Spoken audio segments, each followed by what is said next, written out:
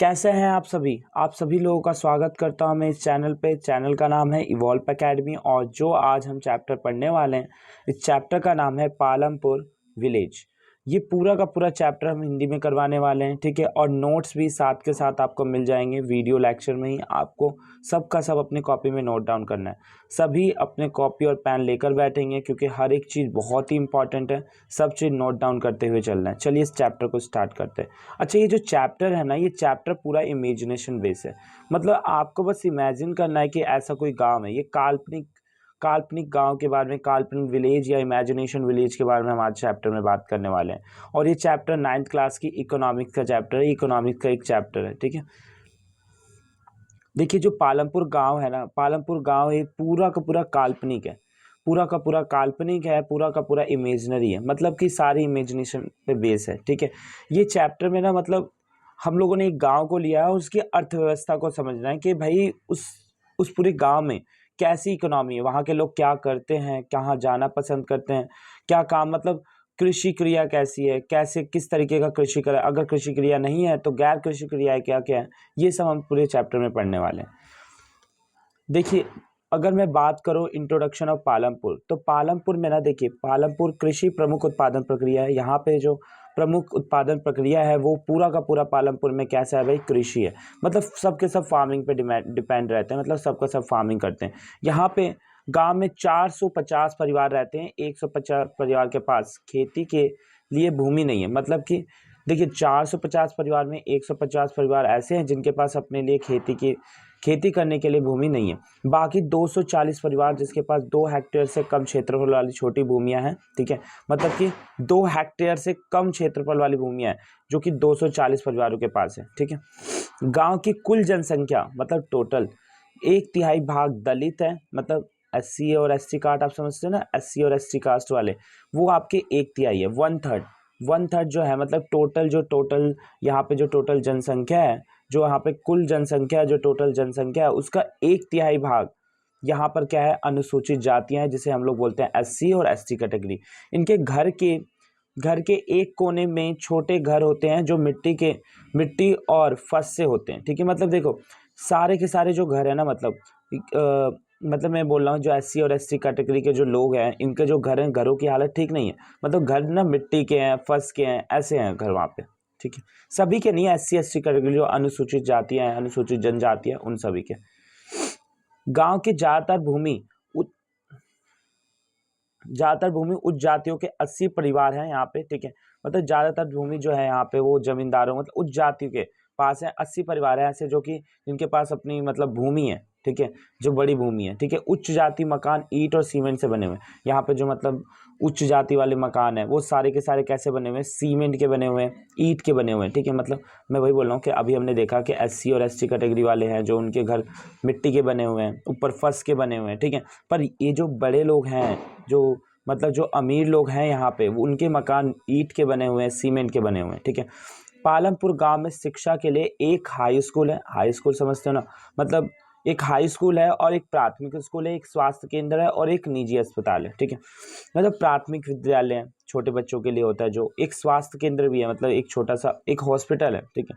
स्वास्थ्य केंद्र जहाँ पे रूटीन चेकअप होता है, ये सब। और यहाँ पे निजी अस्पताल है। निजी अस्पताल मतलब जैसे प्राइवेट हॉस्पिटल्स होते हैं ना, यहाँ पे एक निजी अस्पताल है। ध्यान रखिएगा कि एक ही हाई स्कूल है, एक ही प्राथमिक हाई स्कूल जो कि 10th क्लास तक के लिए होता है, ठीक है। और प्राथमिक स्कूल में तो छोटे बच्चों के लिए 1st to 8 हो गया, इन सब के लिए। एक स्वास्थ्य केंद्र है इनके पास, ठीक है।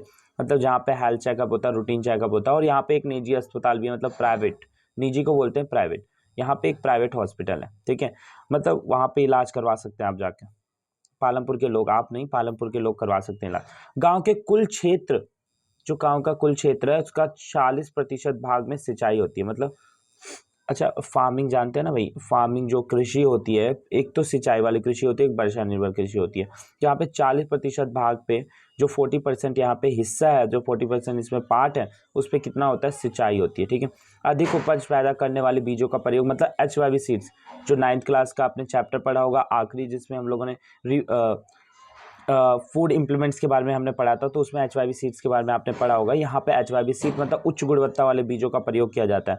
यहाँ सहायक है। और गेहूं की उपज इसमें कितनी होती है? 1300 किलोग्राम, मतलब 1300 kg यहाँ पे गेहूं होता है, मतलब इसकी उपज है।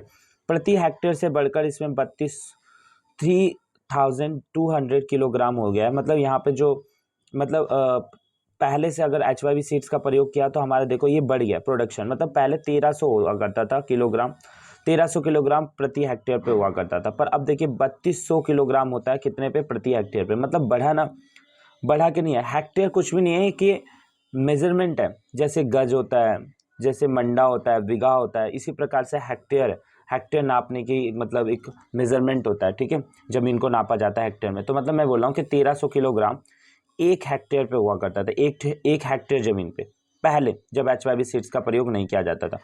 फिर जब किया गया ना तो यहाँ पे 3200 किलोग्राम हो गया, ठीक है, प्रति हेक्टेयर।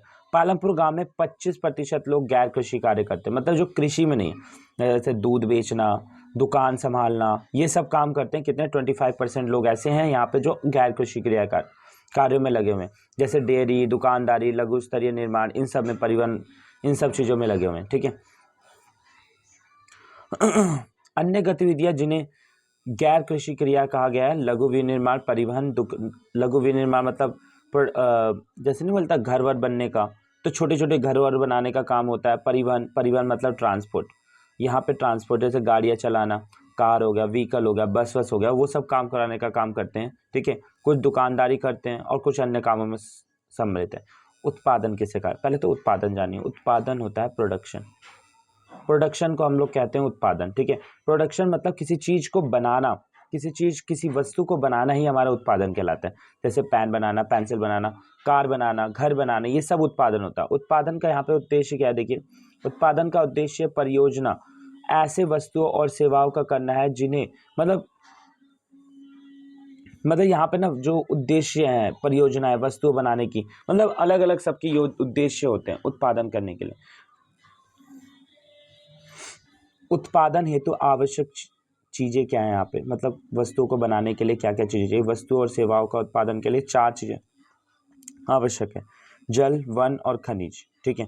भूमि तथा अन्य प्राकृतिक संसाधन, मतलब देखिए इसके पॉइंट्स हैं, पॉइंट पे हमें पढ़ना है, ठीक है। बाकी के पॉइंट ये आपको यहाँ पे मिल जाएगा। श्रम है, भौतिक पूंजी है, ज्ञान है, मानव पूंजी है, ठीक है। इसी प्रकार से 4 अन्य चीज़ें चाहिए। जैसे अगर मैं बात करूँ प्राकृतिक संसाधनों की, संसाधन जिसे हम रिसोर्सेज भी कहते हैं। संसाधन आपको पता है क्या होता है? संसाधन आप लोगों को देखिए, हमारे आसपास जितनी भी चीज़ें हैं ना, वो सब का सब संसाधन है, ठीक है। और प्राकृतिक संसाधन वो होता है जिसे भगवान ने, मतलब गॉड गिफ्टेड होते हैं, मतलब भगवान ने ऊपर से सीधे हमारे लिए भेजा। जैसे पेड़ पौधे हो गए, नदियाँ हो गए, समुद्र हो गए, ये सब हम लोगों ने नहीं बनाए, ये सब के सब क्या है? प्राकृतिक संसाधन। तो प्राकृतिक संसाधन में हमें जल चाहिए, वन चाहिए, खनिज चाहिए, इसके बिना हम प्रोडक्शन नहीं कर सकते। श्रम, हाँ भाई, मेहनत तो लगेगा, मतलब कि लेबर तो चाहिए ना भाई प्रोडक्शन करने के लिए। भाई लेबर चाहिए कि नहीं चाहिए? लेबर चाहिए। ये भाई 4 फैक्टर्स हैं किस प्रोडक्शन के लिए। उत्पादन के लिए 4 कारक हैं, जिसमें श्रम भी है, लेबर तो मस्ट इंपॉर्टेंट है, बिना लेबर के तो कुछ काम ही नहीं हो सकता। तो मतलब यहाँ पे लेबर चाहिए। भौतिक पूंजी, भौतिक पूंजी में एक स्थायी पूंजी चाहिए, कार्यशील पूंजी चाहिए। वो देखिए, भौतिक पूंजी वो होती है, पूंजी किसे कहा जाता है? कैपिटल, मतलब किसी चीज़ को बनाने के लिए ना, जैसे किसी चीज़ के प्रोडक्शन के लिए कुछ चीज़ों का प्रयोग किया जाता है, तो भौतिक पूंजी किया जाता है। भौतिक पूंजी ये देखिए 2 प्रकार का है, एक है आपका स्थायी पूंजी, एक है आपका कार्यशील पूंजी। स्थायी पूंजी में चाहिए आपको औजार, मशीन, भवन। कार्यशील पूंजी के लिए चाहिए कच्चा माल और नगद पूंजी। हाँ भाई, देखिए स्थायी पूंजी में देखो मशीनें लगती हैं ना भाई, स्थायी रूप से रख जाती हैं, फिर कभी वो इसको मतलब हटाया नहीं जा। भवन एक बार खरीद लिया तो खरीद लिया, स्थायी रूप से बस गई वहाँ पे। औजार हो गया ये सब। और कच्चा माल, कच्चा माल जिसे बोलते हैं भाई कि ये आपका रॉ मटेरियल जो होता है। रॉ मटेरियल तो बहुत ज़्यादा इंपॉर्टेंट है। अब मान लीजिए जूते की फैक्ट्री है, जूते की फैक्ट्री में कपड़ा नहीं रहेगा तो जूता कैसे बनेगा, ठीक है। तो मतलब रॉ मटेरियल तो होना ही नहीं चाहिए, तो कार्यशील पूंजी होती है। और एक है नगद पूंजी, मतलब पैसा वैसा, ये सब चीज़ें, ठीक है। पहली आवश्यकता तथा अन्य प्राकृतिक संसाधन जैसे जल व खनिज। दूसरी आवश्यकता श्रम चाहिए हमें, ठीक है। तीसरी आवश्यकता भौतिक पूंजी, ठीक है। मतलब जो अभी मैंने पढ़ाया इसको रीड करोगे ना तो आपको समझ में आ जाएगा। इमारतें, मशीन, औजार, स्थायी, कार्यशील पूंजी, ये सब। औजार मशीन तथा मशीनों में अत्यंत साधारण औजार जैसे किसानों का हल से लेकर प्राकृतिक मशीन जैसे जनरेटर, टरबाइन, कंप्यूटर आदि आते हैं। औजार मशीनें भवनी और उत्पादन में कई वर्षों तक प्रयोग होता है और इन्हें स्थायी पूंजी कहते हैं। ठीक है, स्थायी पूंजी मतलब देखिए ना, औजार मशीन ये सब एक ही जगह स्थायी रूप से रख जाती हैं, और ये स्थायी इसलिए हैं क्योंकि इनको ना कई सालों तक प्रयोग किया जा सकता है, कई सालों तक।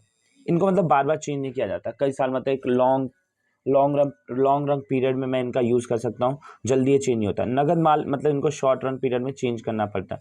उत्पादन में कई प्रकार के कच्चे माल आवश्यक, जैसे बुनकर द्वारा प्रयोग किए गए सूत कुम्हारों द्वारा प्रयोग किए गए मिट्टी, उत्पादन के दौरान भुगतान करना तथा जरूरी माल खरीदने के लिए कुछ पैसे आवश्यक, ये सब के सब कार्यशील होता है। मतलब एक शॉर्ट टाइम पे इसको, मतलब एक जो शॉर्ट टाइम पीरियड होता है उसमें हम लोग क्या करते हैं, इसको चेंज करते हैं। इसीलिए कच्चा माल मतलब ये क्या होता है भाई कि इसको हम लोग देखिए, ये कच्चा माल और नगद है ना, इसको हम लोग कार्यशील पूंजी भी कहते हैं। ठीक है, एक चौथी आवश्यकता भी होती है मानव पूंजी। अच्छा, मानव पूंजी क्या होती है? ठीक है, जैसे कि आपने आई थिंक पता नहीं मैंने करवाया नहीं करवाया, आपको पता है यहाँ पे मैंने बताया नहीं आपको, मानव पूंजी एक और ये फैक्टर है मानव पूंजी। ठीक है, और मस्ट इंपॉर्टेंट है मानव पूंजी। देखिए मानव पूंजी क्या होती है, एक बात बताइए, किसी भी प्रोडक्शन में आपको पता होगा कि कैसे उत्पादन करें, तभी तो आप उत्पादन, जैसे पेंसिल कैसे बनता है आपको पता होगा, तभी तो आप बनाओगे, नहीं तो आप पेंसिल कैसे बनाओगे। ठीक है, मतलब पेंसिल बनाने के लिए आपको पता भी तो होना चाहिए कि कैसे पेंसिल बनाना है, तभी तो बनाओगे आप पेंसिल। तो वही बात बोल रहा हूँ कि देखिए मान लीजिए आप पेंसिल बना रहे हैं, ठीक है, तो पेंसिल के स्ट्रक्चर कैसा होगा, देखिए नीचे से आपका कॉनिकल शेप होता है, ऊपर से आपका रेक्टेंगुलर मतलब स्ट्रक्चर होता है, इसका शेप होता है। तो मतलब आपको ज्ञान तो होना चाहिए ना कि पेंसिल बनेगी कैसे। किसान खेती करते हैं, अब खेती भाई उनको नॉलेज है तभी वो खेती करते हैं, तो ना कि भाई लेकर हल चले गए, क्या आप खेती कर लोगे? नहीं कर पाओगे ना। तो मतलब एक नॉलेज चाहिए, उसी मानव पूंजी कहते हैं। ठीक है, अब मानव पूंजी समझना है तो मैं मानव पूंजी एक बार मैं एक वीडियो बनाऊंगा, उसमें मानव पूंजी और अच्छे तरीके से डीपली समझा दूंगा। पर मानव पूंजी अभी समझना है तो ज्ञान का एक स्टॉक समझ लो, ठीक है, नॉलेज का स्टॉक होता है मानव पूंजी। सॉरी, देखिए अब एक चौथी आवश्यकता, उत्पादन करने के लिए भूमि, श्रम, भौतिक पूंजी को साथ करने योग्य बनाने के लिए ज्ञान उद्यम आवश्यक, जिसे मानव पूंजी कहा जाता है। मतलब नॉलेज तो चाहिए ही चाहिए किसी चीज़ को बनाने के लिए। अगर आपके पास नॉलेज नहीं है तो आप किसी चीज़ का प्रोडक्शन कर ही नहीं सकते। ठीक है, इसीलिए मतलब मानव पूंजी ना, ये मतलब 3 चीज़ें तो चाहिए, मतलब भाई आपको श्रम चाहिए, प्राकृतिक संसाधन चाहिए, ठीक है, औजार चाहिए, भौतिक पूंजी चाहिए, ठीक है, कार्यशील पूंजी चाहिए। पर एक ये मानव पूंजी के बिना ये सब बेकार है। मानव पूंजी मतलब चाहिए, मानव पूंजी मतलब एक व्यक्ति को नॉलेज होना चाहिए कि वस्तुएं कैसे बनेगी। ठीक है, सो आज के लिए बस इतना ही रखेंगे हम लोग। अगली क्लास में मैं एक बार ना इसके बारे में, मतलब मानव पूंजी होगा और इसका एक नेक्स्ट पार्ट और आएगा, ये पूरी कंप्लीट नहीं हुआ, और आपको ना बस इसको डीपली लिखना है और इनको बार बार रिपीट करना है। अगर आप ऐसा करते हैं ना तो ये आपको चैप्टर बहुत ही अच्छे तरीके से क्लियर हो जाएगा। ठीक है, एक बार नहीं तो 2 बार देखिए वीडियो, 3 बार देखिए, सब क्लियर हो जाएगा। ओके एवरीवन, चलिए हम लोग अगली क्लास में मिलते हैं।